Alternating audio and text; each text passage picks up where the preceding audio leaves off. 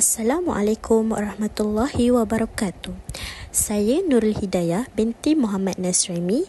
Nombor matrik saya di 2023-1106735. Hari ini saya akan menyampaikan berkenaan perbezaan dan penyelewengan.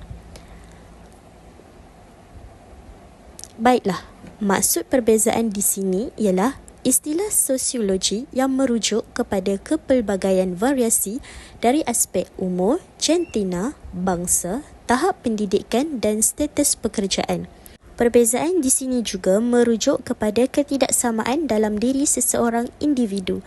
Perbezaan yang terdapat dalam diri seseorang dapat menjadikan individu tersebut lebih menarik dan bernilai dalam kalangan masyarakat. Seterusnya, saya akan menerangkan berkenaan faktor berlakunya perbezaan.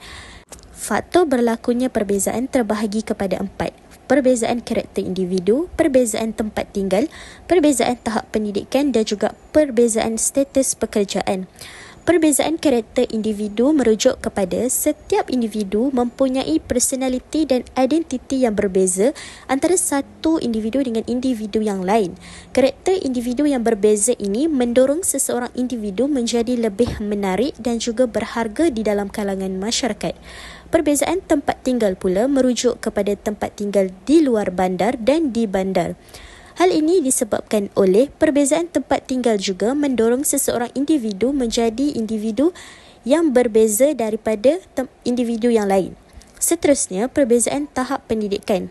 Di sini, tahap pendidikan yang tinggi lebih dipandang tinggi oleh masyarakat, manakala individu yang mempunyai pendidikan yang rendah dipandang rendah oleh masyarakat.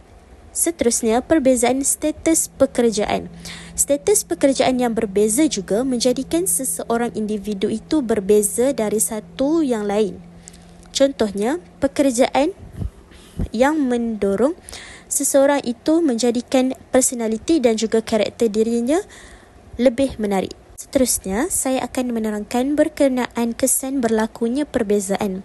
Saya dapat mengenal pasti 3 kesan berlakunya perbezaan. Yang pertama, berlakunya jurang komunikasi. Yang kedua, hubungan dalam masyarakat menjadi lebih renggang. Dan yang ketiga, menimbulkan sifat mudah menghukum orang lain dalam diri. Kesan yang pertama iaitu berlakunya jurang komunikasi. Disebabkan perbezaan yang berlaku di dalam kalangan masyarakat, hal ini menyebabkan setiap anggota masyarakat menjadi kurang berinteraksi antara satu sama lain dan juga tidak bersatu padu dalam membuat sesuatu keputusan. Perbezaan juga menjadikan masyarakat menitikberatkan berkenaan status.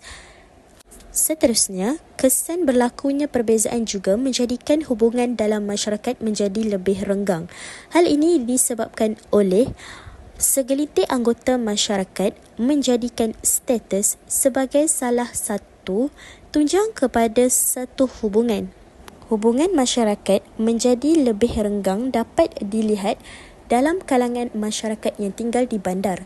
Hal ini disebabkan oleh masyarakat yang tinggal di bandar jarang untuk berkomunikasi antara satu sama lain disebabkan oleh jadual masa yang padat. Seterusnya, kesan berlakunya perbezaan juga menimbulkan sifat mudah menghukum orang lain dalam diri. Hal ini disebabkan oleh apabila berlakunya perbezaan dalam diri seseorang individu, maka individu tersebut mudah untuk menghukum orang lain.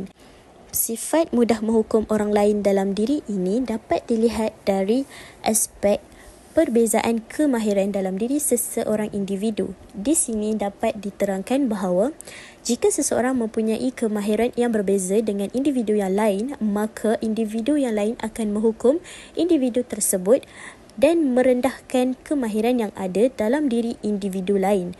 Hal ini menyebabkan individu tersebut merasakan diri mereka tidak mampu untuk melakukan pekerjaan seperti orang lain. Seterusnya ialah maksud penyelewengan. Penyelewengan di sini bermaksud perbuatan yang melanggar suatu norma masyarakat, iaitu melanggar norma adab, budaya dan adat istiadat. Yang kedua, penyelewengan bermula dengan membuat pertimbangan baik atau buruk sesuatu perbuatan yang dilakukan. Menurut tokoh Emily Durkheim, penyelewengan adalah normal dan menegaskan bahawa tiada kelompok masyarakat yang boleh menghapuskan penyelewengan itu sendiri. Seterusnya, saya akan menerangkan berkenaan faktor berlakunya penyelewengan. Faktor yang pertama, faktor keluarga. Faktor kedua, faktor individu dan faktor yang ketiga ialah faktor masyarakat. Faktor keluarga ialah disebabkan oleh ibu bapa yang tiada masa untuk anak-anak di rumah. Hal ini juga menyebabkan anak-anak itu mudah terpengaruh dengan pengaruh-pengaruh daripada rakan sebaya dan juga pengaruh media sosial yang semakin berkembang pada masa kini. Seterusnya, faktor individu. Faktor individu ini adalah disebabkan oleh anak-anak mudah untuk mencuba benda baharu. Mereka ingin merasakan apakah kesan dan apakah yang akan terjadi jika mereka melakukan perkara tersebut. Adakah ia baik ataupun buruk. Seterusnya, individu iaitu diri anak-anak itu tersendiri mudah terpengaruh dengan pengaruh rakan sebaya dan seterusnya ialah faktor masyarakat. Faktor masyarakat di sini ialah tidak memberikan dorongan yang baik kepada individu atau anak-anak yang melakukan penyelewengan. Maksudnya di sini adalah mereka tidak memberikan salah satu bimbingan ataupun nasihat kepada anak-anak tersebut supaya tidak melakukan penyelewengan tersebut. Seterusnya, faktor masyarakat juga ialah kurang berkomunikasi antara satu sama lain. Faktor ini juga menjadikan individu tersebut mudah untuk terpengaruh dan juga mudah untuk melakukan perkara-perkara yang melanggar ataupun menyeleweng. Seterusnya ialah kesan berlakunya penyelewengan. Di sini saya bahagikan kesan kepada 3, iaitu yang pertama, masa depan akan gelap. Yang kedua, keluarga akan dipandang hina oleh masyarakat. Dan yang ketiga, dipinggirkan oleh rakan sebaya.